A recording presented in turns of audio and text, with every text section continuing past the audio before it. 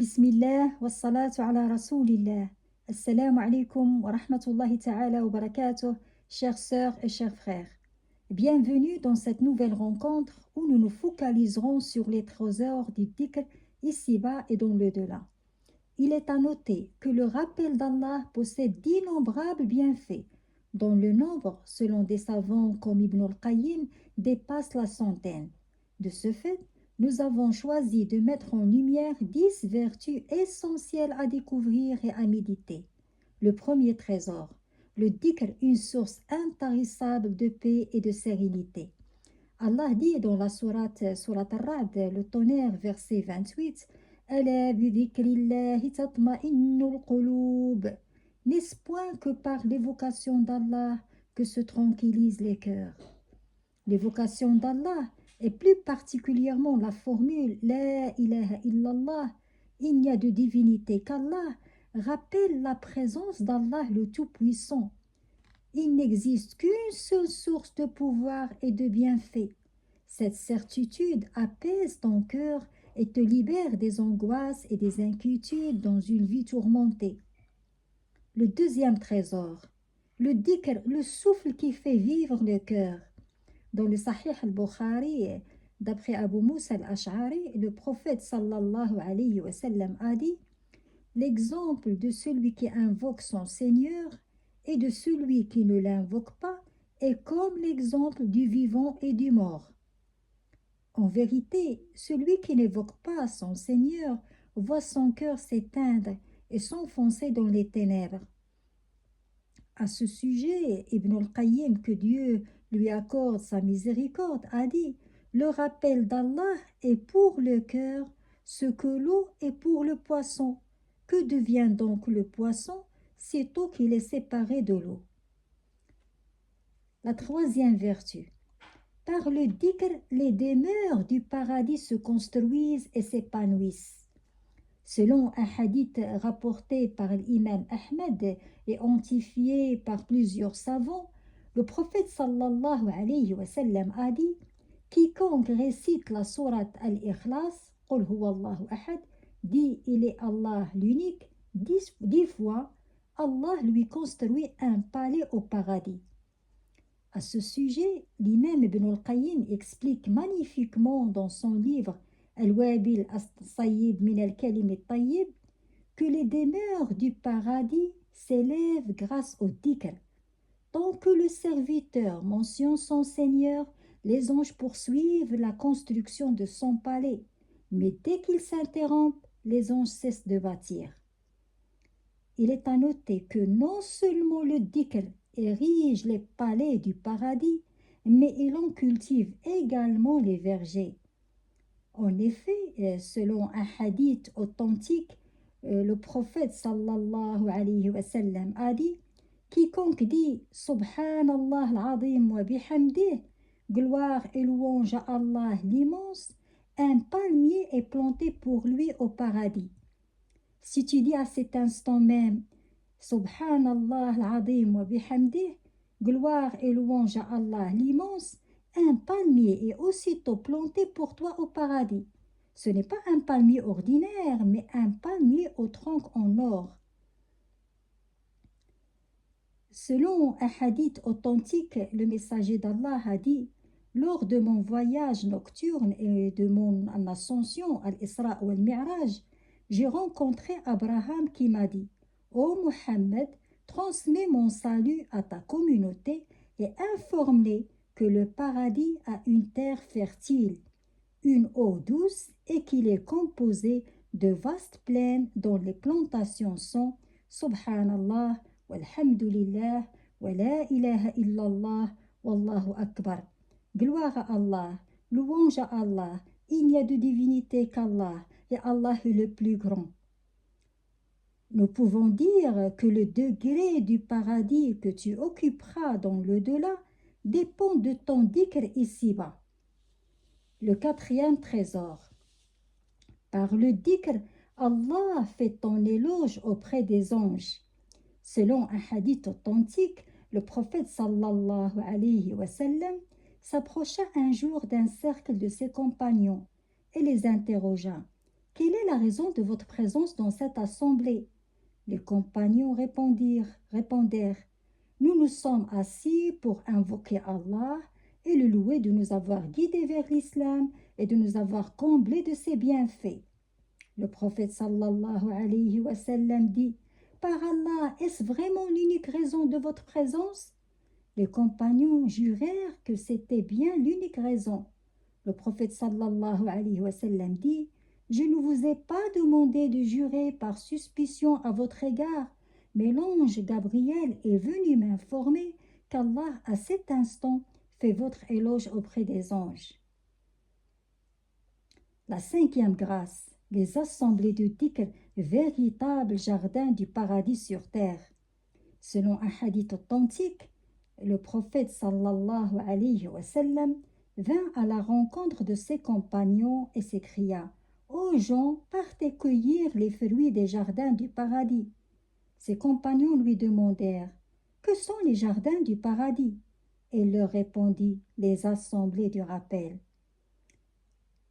Il est à noter que le prophète sallallahu alayhi wa sallam nous recommande vivement de fréquenter ces cercles. Et il dit, lorsque des personnes se rassemblent dans l'une des maisons d'Allah pour réciter le Coran et l'étudier ensemble, tatanazzalu alayhim as-sakina, la quiétude descend sur elles. Wa taghshahumur rahmah, la miséricorde les enveloppe. Wa tahuffuhumul malaika, les anges les entourent. Et wa yadhkuruhumullahu fi man indah, et Allah les mentionne auprès de lui. La sixième perle, le dhikr, une œuvre qui devance en degré le combat dans le sentier d'Allah. Le rappel d'Allah occupe une place prééminente. Il peut surpasser en degré le combat dans le sentier d'Allah. Selon un hadith authentique, les compagnons interrogèrent le prophète sallallahu alayhi wa sallam, quels sont les serviteurs qui occuperont les rangs les plus élevés auprès d'Allah? Il leur répondit, ce sont ceux et celles qui invoquent Allah abondamment. Étonnés de cette réponse, ils lui demandèrent, sont-ils supérieurs à celui qui combat dans le sentier d'Allah? Le prophète sallallahu alayhi wa sallam confirma que celui qui invoque Allah est supérieur en degré. Pourquoi cette prééminence? Car le jihad est un acte ponctuel, délimité dans le temps et dans l'espace, alors que le dhikr est un acte que l'on peut pratiquer de manière constante en toutes circonstances.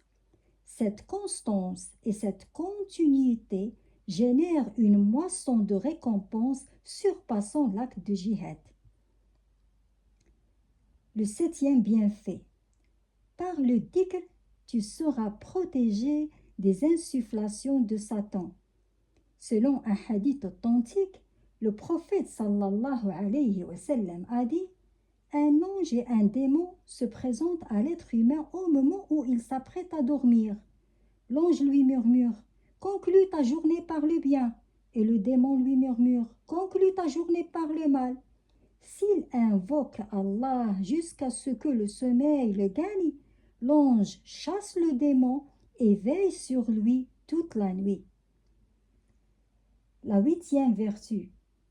Par le dhikr, tu auras une vision claire le jour du jugement. En effet, ton dhikr fera pencher la balance des bonnes actions et de ce fait, tu auras une lumière qui guidera tes pas vers le paradis. À l'inverse, celui qui se détourne du rappel d'Allah s'expose pleinement à l'obscurité. Allah Azza wa Jal dit dans la sourate Taha du verset 124 au verset 126, وَمَنْ أَعْرَضَ عَنْ ذِكْرِي فَإِنَّ لَهُ مَعِيشَةً ضَنْكًا وَنَحْشُرُهُ يَوْمَ الْقِيَامَةِ أَعْمَى قال رب لم حشرتني أعمى وقد كنت بصيرا قال كذلك أتتك آياتنا فنسيتها وكذلك اليوم تنسى. Et quiconque se détourne de mon rappel mènera certes une vie pleine de gêne, et le jour de la résurrection, nous l'amènerons aveugle.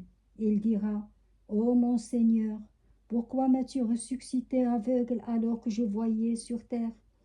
Allah dira, c'est ainsi que nos signes versés te sont venus et tu les as oubliés.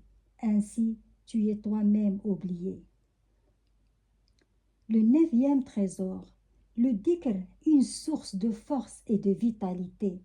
Selon un hadith authentique, la fille du prophète sallallahu alayhi wa sallam se plaignait de la fatigue causée par les tâches ménagères. Le prophète sallallahu alayhi wa sallam lui recommanda ce remède spirituel en précisant qu'il est préférable au fait d'avoir un serviteur. Ce remède consiste à prononcer chaque soir, au moment de se coucher, 33 fois Subhanallah, gloire à Allah, 33 fois louange à Allah, Alhamdulillah, et 34 fois Allah est le plus grand. Allahu est le plus grand, Allahu Akbar. L'ultime trésor. Par le dhikr, tu augmenteras les témoins en ta faveur au jour de la résurrection. Selon un hadith authentique, le prophète sallallahu alayhi wa sallam a récité un jour le verset 4 de la sourate Az-Zalzala, le tremblement. Yawma'idin tuhaddithu akhbaraha. Ce jour-là, elle, la terre, racontera ses informations. Le prophète sallallahu alayhi wa sallam demanda ensuite à ses compagnons, savez-vous quelles sont ces informations? Ils répondirent, Allah et son messager savent mieux. Et il dit alors, ces récits consistent à témoigner contre chaque serviteur, homme ou femme, pour ce qu'il a commis sur son dos. Il dira, il a fait ceci et cela, tel jour et tel jour. Même les montagnes se réjouissent de ceux qui évoquent Allah. En effet, Ibn Mas'ud a dit à ce sujet, une montagne interpelle une autre montagne en demandant, ô toi, y a-t-il un homme qui t'a traversé aujourd'hui en évoquant Allah? Si elle répond par l'affirmative, la montagne se réjouit. Notre rencontre touche à sa fin. Le dhikr est l'investissement le plus simple et le plus rentable pour l'éternité. Que ces 10 trésors deviennent le carburant de notre quotidien, afin que nos cœurs restent vivants et apaisés, et que nos demeures au paradis s'élèvent et s'épanouissent à chaque souffle. Partagez cette vidéo, qu'Allah vous récompense par le bien. Celui qui guide vers le bien est comme celui qui l'a accompli. Je vous aime pour Allah, que la paix, la miséricorde et les bénédictions d'Allah soient sur vous. Wassalamu alaikum wa rahmatullahi ta'ala wa barakatuh.